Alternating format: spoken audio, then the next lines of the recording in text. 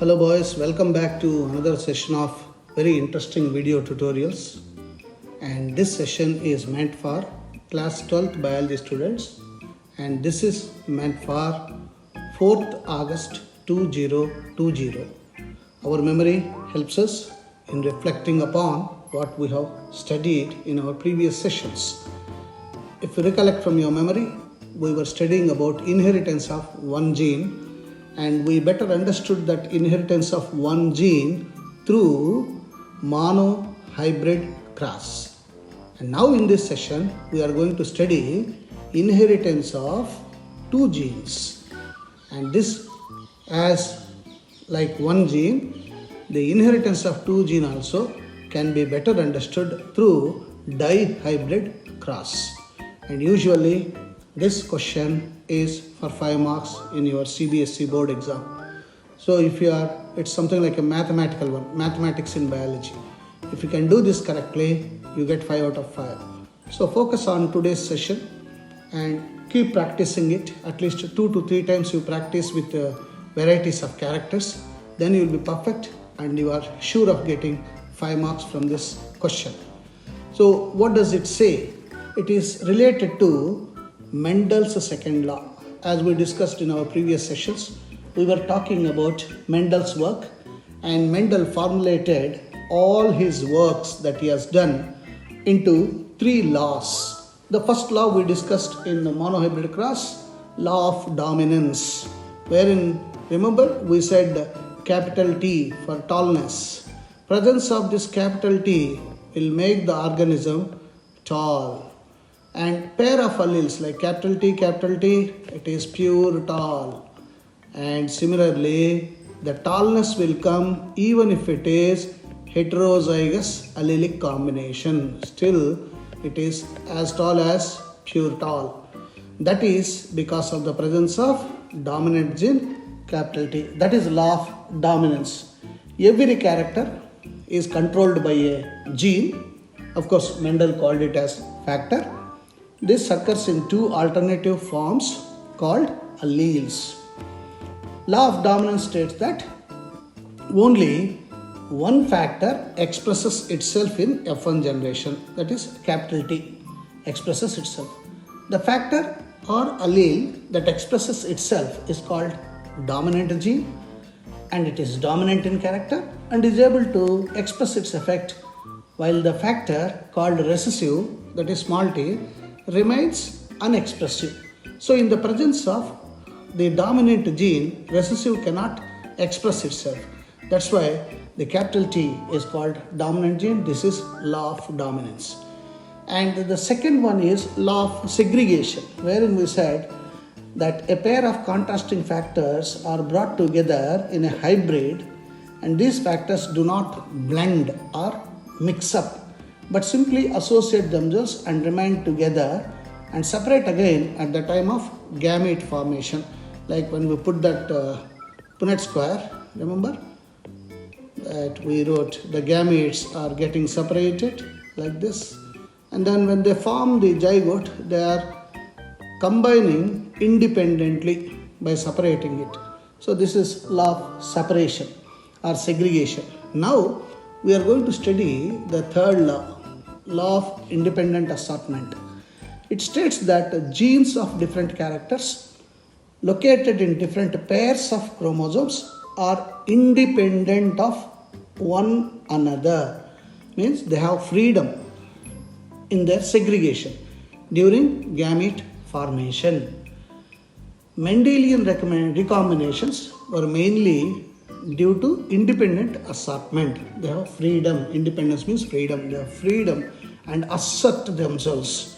And this principle was proved using, as I said, dihybrid cross, and whose phenotypic ratio will be 9:3:3:1, which is a universal. So, second, the law of independent assortment states that factors for different pairs of contrasting characters. What is contrasting characters? Like tallness of the plant or length of the plant. The contrasting characters are tallness and dwarfism. In a hybrid, asserted distributed independently during gamete formation. So Mendel's law, of course we consider it as third law, can be explained by dihybrid cross. So we can make it this as third law, because first law is law of dominance, second law is law of segregation, and third law is law of independent assortment. So in a dihybrid cross, di means two, and hybrid because of the crossing of the characters. The cross between two parents which differs in two pairs of contrasting characters. Let us see this. So what we are doing here, we are taking again a pea plant, and this time we are selecting seed color and seed texture. So two characters at a time. There you see we said we have taken only length of the plant. Here seed texture, is it round seed or wrinkled seed? So remember we said that the first alphabet we should take round, capital R, two alleles, and corresponding you should not take small w because it is wrinkled. You should take corresponding letters of that dominant one, smaller, and then color of the seed. One is texture and second one is color of the seed. Is it yellow color or green color? And how do you decide that yellow is dominant and green is recessive? I told you it's the number of populations. So phenotype is round yellow and the corresponding genotype will be capital R, capital Y. And the wrinkled one correspondingly small r, small y. So just to differentiate this capital Y and small y, in your paper you can write like this, small y, instead of, I think, to differentiate. So what are the possible gametes that will be found? From this capital R, so this will come, this gamete, and from this will be coming. So independent assortment, that's what we said. And this is from small r, one smaller is coming. From small y, one y is coming.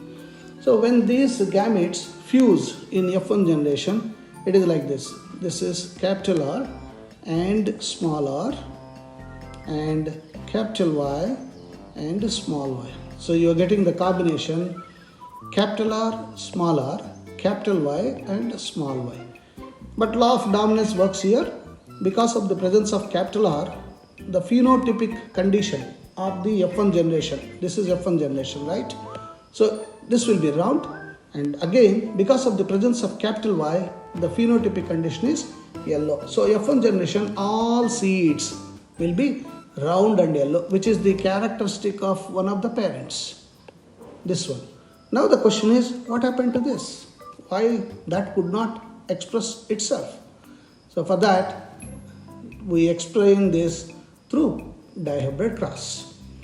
Now from F1 what we got, the round yellow, this is the parental generation, this is P generation, you can name it as P generation, okay, and when we cross this we are getting all the seeds round yellow like one of the parental characters.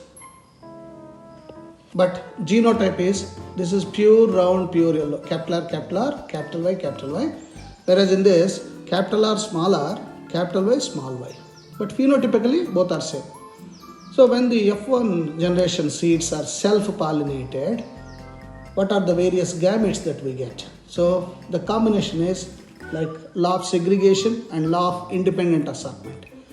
One is capital R, capital Y, this way, this combination. So you are getting capital R, capital Y. Capital R, small y, next, this combination. You are getting second gamete. Now small r, capital Y, you are getting this. Now small r, small y, we are getting this. Similarly, this gets duplicated, hence you are getting two sides gametes. That means totally 4 plus 4, 8 gametes. And these 8 gametes, that is sperm and rather we can say pollen grain and the ova. So pollen grain having capital R, capital Y, ovum or egg having capital R, capital Y. So these combinations will work in this way. So this pollen grain meets this ovum. What is the zygote that is formed? Capital R, capital R, capital Y, capital Y. So what is the phenotype of this? Pure red and pure round and pure yellow, because capital R is for pure round, capital Y is for yellow. So round and yellow. Similarly, capital R, this combines with this. So capital R and capital Y, small y. Again, because of law of dominance. Next, capital R, capital Y, small r, small y. Now the combination of this. Now this time this one. So you pick up one sperm and make it to fuse with the eggs. 4. So 1:4, you get this. So next, capital R, small y versus small r, small y. So you get capital R, capital Y, small y, phenotypically. So in Punnett square, the first square, horizontally if you see, all the 4 seeds that are formed, that is zygotes that are formed, will be round and yellow. Similarly, you go to the next one. This pollen grain reacts with or combines with the eggs. So capital R, capital Y, small y, because of law of dominance, again yellow. And now you get this capital R and this way, capital R, capital Y, you're getting first time round green. See, this is a new character.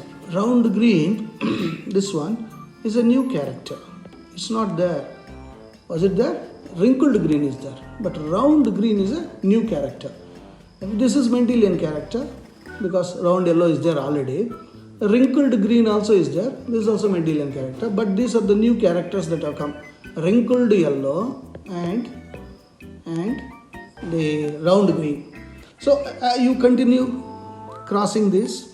When you cross this, you get, you can count how many round yellow seeds are there. And here, when you are counting it, you must remember, round, even if one dominant gene, capital R is there, seed becomes round. One capital Y is there, it becomes yellow. So round and yellow, you count how many? You will see 9.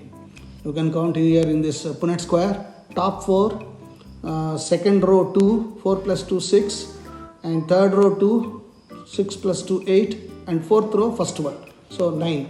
So 9 are round and yellow. So 9 by 16 are round and yellow. Next, how many green? Second row you got 2, 1 plus 1, 2, and fourth row you got 1. So 3. 3 is round and green. So round yellow 9, round green 3. Now we come to wrinkled yellow.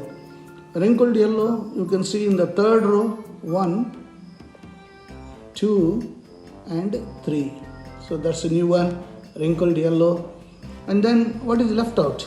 Wrinkled green. How many are there? Only one, this one.